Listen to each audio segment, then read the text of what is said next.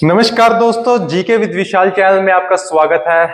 लेके आए हैं आपके लिए एक नया टॉपिक और नेक्स्ट वीडियो। इससे पहले हमने पढ़ाया था आपको जैसे गुज्जर प्रतिहार वंश, फिर तोमर वंश, फिर तोमर वंश के जो अंगपाल तोमर थे उन्होंने पृथ्वीराज चौहान को अपनी गद्दी पे बैठा दिया था। तो पृथ्वीराज चौहान 1191-92 में उनकी लड़ाई हुई थी। अब उसके बाद जब पृथ्वीराज चौहान को मोहम्मद गौरी ने मार दिया था तब हमारे किसकी एंट्री हुई थी? मोहम्मद गौरी की। फिर उसके बाद क्या हुआ? मोहम्मद गौरी को भी मार दिया। किसने मारा? गुलाम दास और ममलूक वंश। इसको गुलाम वंश भी कहते हैं, दास वंश भी कहते हैं और ममलूक वंश भी कहते हैं। तो इस वंश ने मोहम्मद गौरी को मारा और दिल्ली में इसने एंट्री करी। आज इसके बारे में पढ़ेंगे हम। आज पढ़ेंगे एक तो गुलाम वंश के बारे में और दूसरा खिलजी डायनेस्टी के बारे में। इन दोनों डायनेस्टी के बारे में हम आज पढ़ेंगे और उसके बाद नेक्स्ट वीडियो में पढ़ेंगे हम जो अपनी लास्ट की एक तो लोधी डायनेस्टी, ठीक है, उसके बारे में नेक्स्ट वीडियो में पढ़ेंगे और उसके बाद हमारे मुगल स्टार्ट हो जाएंगे 1526 के। ठीक है, चलिए स्टार्ट करते हैं। देखो, गौरी की मृत्यु के बाद, अब जब गौरी ने पृथ्वीराज चौहान को मारा, फिर उसके बाद गौरी को मारा किसने? गुलाम दास ने। उसके बाद कुतुबुद्दीन ऐबक दिल्ली का राजा बन गया। अब कौन बन गया? कुतुबुद्दीन ऐबक। अब ये है ना गुलाम दास है, ये किसके गुलाम है? ये गौरी के गुलाम है। जो मोहम्मद गौरी है ना, उसके जो गुलाम थे ना, उन्होंने मोहम्मद गौरी को मार दिया क्योंकि गौरी का कोई लड़का नहीं था, ना इसने शादी करी थी। तो इसके जो गुलाम थे ना, कौन? कुतुबुद्दीन ऐबक। इसने इसको मार के दिल्ली पे राज करना स्टार्ट कर दिया। ठीक है, उसके बाद क्या हुआ? 1206 में गुलाम वंश की स्थापना करी। अब कब आ गया हमारा गुलाम वंश? 1206 में। किसको मारकर? गौरी को मारकर। गौरी को मारकर 1206 में गुलाम वंश की एंट्री होगी। उसके बाद क्या हुआ? इल्तुमिश बना। अब इसको गुलाम वंश में देखो, गुलाम में तो कोई किसी का नहीं है, वो उसको मारेगा, वो उसको मारेगा, ऐसे ऐसे चलता रहेगा। इसमें क्या हुआ? सबसे पहले तो बना कुतुबुद्दीन ऐबक। अब इस कुतुबुद्दीन ऐबक को किसने मारा? इल्तुमिश ने। इल्तुमिश ने इसको मार के अब इल्तुमिश की एंट्री होगी। फिर 1210 में इल्तुमिश 1210 से लेके 1236 तक राजा रहा। ठीक है, एंट्री तो हुई 1206 में। किसने करी? अपने जो ये थे, क्या नाम था, कुतुबुद्दीन ऐबक ने एंट्री करी गुलाम में। उसके बाद कौन आया? इल्तुमिश। इल्तुमिश बना 1210 से लेके 36 तक। ठीक है, अब ये बन गया राजा। उसके बाद क्या है? इसके बाद रुकुबुद्दीन ऐबक। फिर इससे नेक्स्ट आया, कौन आया? रुकुनुद्दीन गद्दी पर बैठा, जो एक कमजोर शासक था। देखो, इल्तुमिश भी ठीक था और कुतुबुद्दीन ऐबक भी ठीक था, लेकिन जो ये तीसरा शासक था ना, रुकुबुद्दीन, इसका इतना खास नाम भी नहीं है, तो ये कमजोर शासक था। तो इसको क्या हुआ? 1236 से 1240 ईस्वी तक रजिया सुल्तान ने किया। फिर ये कमजोर था। इसके बाद कौन आया? इसके बाद रजिया सुल्तान। ये वेरी इंपॉर्टेंट है, ये पूछ ली जाती है, वेरी इंपॉर्टेंट है ये और इल्तुमिश वाली। ठीक है, इसने क्या किया? रजिया सुल्तान गद्दी पर बैठी। कब? 36 से 40, 4 साल बैठी। यह भारत की प्रथम मुस्लिम महिला शासक थी। पहली जो महिला मुस्लिम शासक थी ना, वो कौन थी? रजिया सुल्तान। अब देखो, रजिया सुल्तान को ऐसा हुआ था कि पहले कोई भी महिला बैठी नहीं थी गद्दी पे, तो इससे है ना, जो अपने जो राजनीतिक लोग थे तो वो सारे जलने लग गए थे, भाई ये तो महिला है, महिला कैसे बैठ गई गद्दी पे। तो इससे सारे जलते थे, तो इसको मारने की प्लानिंग करी, खासकर इसके भाइयों ने। ठीक है, आगे पढ़ते हैं। रजिया बेगम ने बठिंडा के सूबेदार अल्तुनिया से शादी की। ये बठिंडा का रहने वाला था, सूबेदार था। अल्तुनिया से शादी कर ली इसने, रजिया सुल्तान ने। फिर क्या कराया? अल्तुनिया और रजिया बेगम हरियाणा होते हुए जब दिल्ली वापस लौट रहे थे, अब मतलब कि हरियाणा होते हुए ना, पंजाब से, बठिंडा से इधर दिल्ली आ रहे थे हरियाणा से। हरियाणा के अंदर कैथल पड़ता है, वहां पर इसके भाइयों ने इसका मर्डर कर दिया। ये देखो, तब रजिया बेगम ने भाई बहरम, इसका भाई का नाम था बहराम, इसने 13 अक्टूबर 1240 को कैथल के दोनों का कत्ल कर दिया। तो इसकी बहन का, रजिया सुल्तान का, और जो उसका पति कौन था? सूबेदार अल्तुनिया, दोनों का काम तमाम कर दिया, दोनों का मर्डर कर दिया। किसने? इसके भाई ने, बहराम ने। बड़ा बहरामी से, ऐसा याद रखना, बड़े बहरामी से मारा रजिया सुल्तान को। किसने? बहराम, उसके भाई ने। तो 4 साल राज रहा इसका, 1236 से 1240। उसके बाद कौन आया गुलाम वंश में? देखो, उसके बाद रजिया बेगम का मकबरा फिर वही कैथल में बना दिया, कैथल में उनकी मर्डर कर दिया, वहीं उसका मकबरा बना दिया। इसके बाद क्या हुआ? इसके बाद बहराम 1240 से 1242 तक रहा। अब जो उसने दो दो अपनी बहन को मारा, तो उसके बाद 2 साल उसने राज किया, उसने 1242 से 1240 थे। तो आया कब था गुलाम वंश? 1206 में आया था। उसके बाद 4 साल उसने करा कुतुबुद्दीन ऐबक ने। फिर 1210 में कौन आया, अपना जो कुतुबीन ऐबक के बाद कौन था, क्या नाम था इसका, ये इल्तुमिश। ये 10 से लेके 36 तक इल्तुमिश आया। फिर उसके बाद कौन आया, फिर रजिया बेगम आई। फिर रजिया बेगम को भी टपकाया उसके भाई ने, किसने, बहराम ने। फिर बहराम भी टपकेगा, कौन टपकाएगा इसको, बलबन। फिर बलबन इसको टपकाएगा। तो गुलाम वंश में ऐसा करा, एक से एक मृत्यु होती गई और राज करते गए। तो ये गुलाम वंश में चला, ठीक है। तो इसने, बहराम ने 2 साल राज किया। उसके बाद कौन आया, बलबन। अब बलबन भी गुलाम वंश का ही शासक था। अब बलबन ने कब किया, 1266 से लेकर 88 तक राज रहा। तो 42 के बाद कुछ राजनीतिक सिस्टम चले थे, थोड़ा बहुत इधर उधर होती है टाइम। उसके बाद 63 में बलबन को बना दिया गया, और असली राज जो इसका माना जाता है 66 से लेके 88 तक बलबन का राज रहा, ठीक है। अब बलबन दिल्ली का सुल्तान बना। अब कौन बन गया, बलबन। ये भी गुलाम वंश का ही है दोस्तों। ठीक है।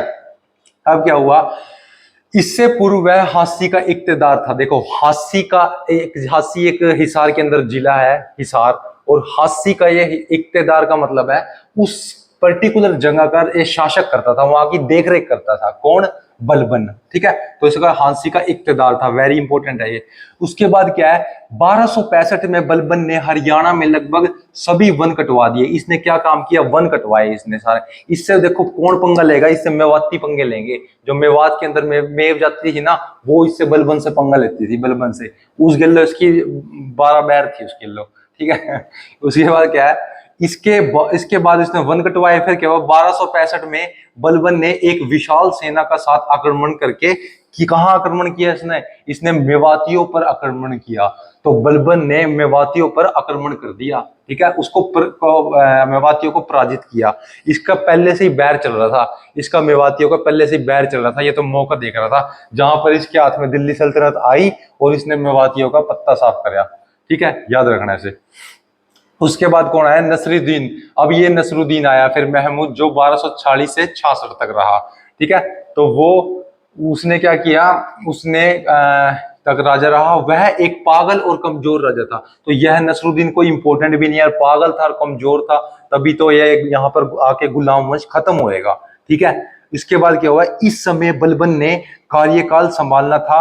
इस समय बलबन ही कार्यकाल संभालता था। पर बलबन के समय मेव जाति के लोग आक्रमण करते थे। देखा, बलबन उस समय अपना करता था, लेकिन मेव जाति के लोग आक्रमण करते थे। तो 13वीं शताब्दी में बलबन ने गोपालगिरी दुर्ग बनाया था। और इसने, बलबन ने क्या बनाया था 13वीं शताब्दी में, गोपालगिरी दुर्ग। और क्या किया, हरियाणा के गुरुग्राम में स्थित है। जो ये गोपालगिरी दुर्ग है ना, ये कहाँ है, हरियाणा के गुरुग्राम में स्थित है, ठीक है। तो ये थी हमारी गुलाम वंश की कहानी मेरे दोस्तों, ये पूरी स्टोरी थी। इनमें जो मेन रहेंगे ना, सबसे पहले इल्तुमिश हो गया, कुतुबीन ऐबक हो गया जिसने 1206 में गुलाम वंश की एंट्री करी। फिर रजिया सुल्तान होगी, रजिया सुल्तान जो कि कैथल में मारी गई, कैथल में उसका मकबरा बनाया, ठीक है। उसके बाद जो अपना ये बलबन आया, ठीक है। ये ही इसमें मेन पॉइंट रहेंगे गुलाम वंश में। अब जैसे ही गुलाम वंश खत्म होता है ना, क्यों खत्म होया, इनका जो आखिरी राजा था ना, ये क्या था, ये बिल्कुल कमजोर था। कौन सा, नसरुद्दीन। नसरुद्दीन बिल्कुल ही कमजोर था। तो इसके कमजोर होने के कारण एक नई डायनेस्टी स्टार्ट हुई, जिसको कहते हैं खिलजी वंश, खिलजी डायनेस्टी, ठीक है। अब खिलजी वंश में क्या हुआ, सबसे पहले जो राजा था, इसका नाम था जलालुद्दीन फिरोज खिलजी। यह सबसे अच्छा राजा माना जाता था, क्योंकि इसने नीति पे काम किया, यानी कि प्लानिंग पे काम किया, देश के लिए अच्छे काम किए। किसने, जलालुद्दीन खिलजी ने। देखो पढ़ते हैं, 1290 से लेकर 96 तक सबसे अधिक उम्र में सुल्तान बने आए। इसकी उम्र बहुत ज्यादा थी। उसके बाद आंतरिक नीति उदार थी। इसकी जो आंतरिक नीति थी ना, इसकी जो आत्मा मान लो या अच्छे काम करता था, ठीक है। कौन, जलालुद्दीन फिरोज खिलजी। उसके बाद आया अलाउद्दीन खिलजी। ये एक नंबर का निकम्मा था और कुत्ता था, ये मान के चलो। ये उल्टे काम करता था और लोगों को मारता था, उन पे टैक्स लगाता था। ये सारे काम कौन करता, अलाउद्दीन खिलजी। इसने क्या किया, देखो 1296 से 1316 तक इसका राज चला। अब खिलजी डायनेस्टी आई कब है, 1290 में, ठीक है। 1290 में खिलजी आई है। उससे पहले ये गुलाम वंश कब रहा, 66 के बाद के आसपास इनका कमजोर हो गया था शासक। तो लगभग 1290 में ये अपनी खिलजी आ चुकी थी। तो खिलजी के बाद अब क्या है, अलाउद्दीन। अलाउद्दीन ने क्या किया, 96 से लेकर 1300 तक इसका मेन राज था। खिलजी वंश का सबसे महत्वपूर्ण शासक कौन था? एक खिलजी वंश का कौन था? अलाउद्दीन। अब क्या हुआ, दक्षिण भारत पर जीत हासिल करने वाले पहला मुस्लिम शासक था। अब देखो, दक्षिण भारत तक है ना कोई नहीं जाता था, सारे है ना उत्तर भारत पे ही रह जाते थे। ठीक है, तो ये पहला शासक था जो दक्षिण भारत तक जाकर इसने अटैक किया। ठीक है, और एक केंद्रीयकृत प्रशासन की स्थापना की। केंद्रीयकृत मतलब एक केंद्र बनाया, एक सेंटर बनाया मेरा, भाई ये सारा इलाका मेरा है, अलाउद्दीन ने। और बाजार नियमों से भी बदलाव किया। बाजार नियमों में क्या था, पहले तो देश के लिए क्या था, अच्छे काम होते थे, लेकिन ये उन पे टैक्स लगाने लग गया, उनके घरों पे टैक्स लगाने लग गया। ठीक है, उनके जो कृषि उत्पादन होता था उस पर टैक्स लगाने लग गया। तो ये टैक्स लगाने के काम किसने किए? ये हमारे दोस्तों जो अपना ये अलाउद्दीन खिलजी था इसने किए। ठीक है, इसने हिंदुओं पर भूमि कर, देखो भूमि कर लगाया, घर पर टैक्स लगाया, और ऐसे कई ऐसे लागू कानून बिल्कुल टाइट कर दिए, जीना आराम कर दिया इसने अलाउद्दीन ने। ठीक है, ये दूसरे नंबर का शासक बड़ा कमीन था, इसके बारे में पूछ लिया जाता है। नेक्स्ट अपना क्या है, शहाबुद्दीन उमर। यह इतना इंपॉर्टेंट नहीं था, ये आया 1316 में।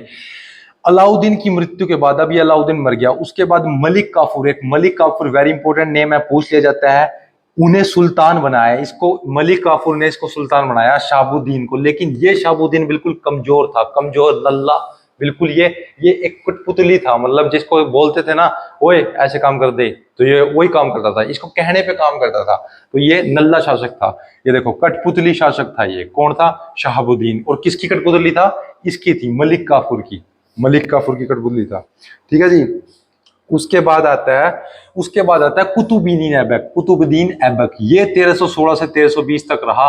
इसको क्या हुआ, इसने शहाबुद्दीन उमर के बाद उन्होंने शासन किया। उसके बाद ये आया कुतुबुद्दीन ऐबक, और मलिक काफूर है उसकी हत्या करी।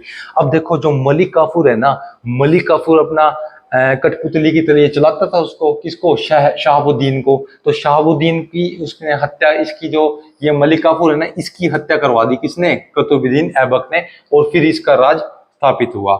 नेक्स्ट जो है अपना आया वो है नसरुद्दीन खुसरो खान। इसने क्या किया दोस्तों, इसने खिलजी वंश का अंतिम शासक था, यह भी खिलजी वंश का अंतिम शासक था, लेकिन उन्हें बाद में हटा दिया गया। ठीक है, हटा दिया गया, तो इतना खास नहीं है ये। तो उसके बाद क्या है, यहाँ पर वंश का पतन हुआ, यहाँ पर वंश का पतन हुआ। तो इनके जो मेन थे ना, सबसे पहले जलालुद्दीन, फिर उसके बाद अलाउद्दीन, ये ही दो मेन थे। उसके बाद तो नॉर्मल से अरे सिर्फ शासक थे जो कमजोर थे। ठीक है जी। अब क्या हुआ, 1320 में नसरुद्दीन खुसरो खान की हत्या कर दी, 1320 में इसकी हत्या कर दी, और साथ ही में इसे राजवंश का अंत हो गया। तो 1320 में खिलजी का नाश हो गया। ठीक है, और इसके बाद तुगलक वंश की शासन की स्थापना हुई। ठीक है, इसके बाद कौन आया? तुगलक वंश। अब हम नेक्स्ट वीडियो में पढ़ेंगे तुगलक वंश, और लास्ट जो होएगा लोधी डायनेस्टी। तो एक तो तुगलक और डायनेस्टी नेक्स्ट वीडियो में पढ़ेंगे, और इन दो डायनेस्टी के बाद नेक्स्ट हमारे पास आएगा मुगल। फिर हमारा मुगल राज आएगा 1526 में। जो हमारा पहला मुगल कौन था? बाबर था। ठीक है मेरे दोस्त, तो यह आज हमने पढ़ा, एक तो गुलाम वंश और दूसरा खिलजी वंश। ठीक है, तो एक बार मोटा मोटा रिपीट कर लेते हैं। ठीक है, जो इनके मेन शासक थे कौन खिलजी वंश के? एक तो ये तो डरपोक थे सारे, शहाबुद्दीन शुबुद्दीन सब डरपोक थे। मेन तो अपना ये था अलाउद्दीन खिलजी, जो अपने अलाउद्दीन खिलजी ना, ये मेन था एक तो। दूसरा जलालुद्दीन, ये जलालुद्दीन ने तो अच्छे काम करे और अलाउद्दीन ने बेकार काम करे, बस ये दो मेन याद रखना। ठीक है, और इनका शासक याद रखना 1290 से लेकर 96। ठीक है जी। और कब हुआ, और देखो, और जो इससे पहले था गुलाम वंश। गुलाम वंश में इंपॉर्टेंट कौन है? एक तो अपना है, सबसे पहले शुरुआत करी किसने? कुतुबुद्दीन ऐबक ने। फिर उसके बाद कौन आया? इल्तुमिश। फिर कौन आया? इल्तुमिश। फिर इल्तुमिश के बाद कौन आया? रजिया सुल्तान। फिर रजिया सुल्तान को किसने मारा? इसके भाई बहरम ने। इसके भाई जो बहराम है इसने मार के फिर राज किया। इसकी सूबेदार जो अल्तुनिया इसका पति था, और बहन को दोनों मारा। फिर कौन आया? ये अपना बहराम आया। फिर बहराम को भी मारा, फिर किसने मारा? बलबन ने। फिर बलबन ने राज करा। ये सारे गुलाम वंश थे। गुलाम किसके थे ये मोहम्मद गोरी के गुलाम थे, मोहम्मद गोरी के गुलाम थे। तो फिर ये बलबन आया, तो बलबन को भी किसने ठोका? बलबन को ठोका किसने किसने किसने किसने? ये रहा बलबन। एक बात याद रखना, बलबन की है ना दुश्मनी मेव जाति के साथ थी, क्योंकि बलबन है ना हिसार के हांसी का इक्तदार था, मतलब हांसी के आसपास का एरिया देखता था। तो उसके पड़ोस में तो पड़ता है मेवात, तो वहां से उसकी लड़ाई बजती रहती थी। तो इसने पहले मवातियों को ठोका दिल्ली में आते ही, ठीक है, ये याद रखना इंपॉर्टेंट है। उसके बाद तो छोटे मोटे आएंगे नसरुद्दीन और ये ऐसे वैसे।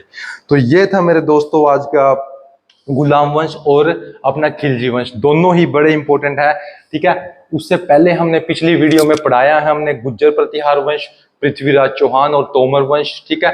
ये सारे वंश आप लाइन वाइज वीडियो में देखियो, आपको पूरी इंडिया और जो अपना हरियाणा है इसकी पूरी हिस्ट्री समझ में आ जाएगी, ठीक है। कंटिन्यूस अगर हिस्ट्री को पढ़ोगे ना तो बिल्कुल ही ईजी लगेगी, ठीक है। एक मतलब ईयर के वाइज, भाई इस शताब्दी में ये आए, फिर 600 में वो आए, फिर 700-800 में गुज्जर प्रतिहार आए, फिर 900-1000 के आसपास तो ये अनंगपाल तोमर आए, फिर 1192-91 में अपना पृथ्वीराज चौहान आए, फिर अपने 1200 ईस्वी के आसपास ये गुलाम वंश आए, ठीक है। और 1300-1400 के आसपास फिर अपना ये जो खिलजी वंश आए। फिर नेक्स्ट हम जो 1400-1500 के बीच में पढ़ेंगे, उसमें कौन आएंगे, अपने तुगलक डायनेस्टी आएगी, तुगलक डायनेस्टी, और अपनी जो लास्ट की लोधी डायनेस्टी होगी।